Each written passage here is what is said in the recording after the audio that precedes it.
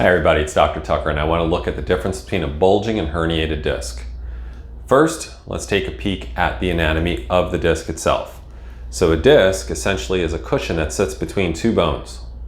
Now, there's two components to the disc. There's an outer fibrous band and an inner gelatinous portion.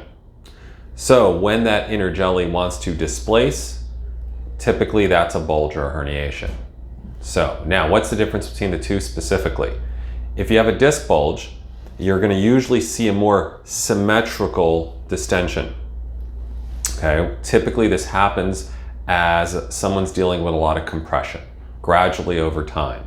So this can look like somebody who has a desk job and they're sitting for hours on end compressing their spine, or they've had weight concerns for years. Again, a lot of pressure squishing on the spine. So when this happens, it could happen at multiple levels because it's a gradual degenerative thing usually.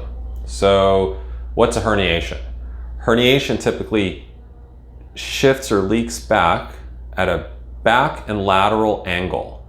Usually it's more physically induced. There could be an underlying weakness where the fibers were already kind of breaking down, but typically this looks more like somebody who was raking some leaves, felt a pop in their back, something wasn't right. Somebody was lifting a heavy box, 2 weeks later, they kind of felt the back pain start to spread to their butt, to their leg. Now there's got, some cramping in their calf, or now they have some sort of shooting sciatic pains, or even some numbness down their, toes and feet. So a disc herniation simply shifts a little bit more at an angle versus a symmetrical bulge.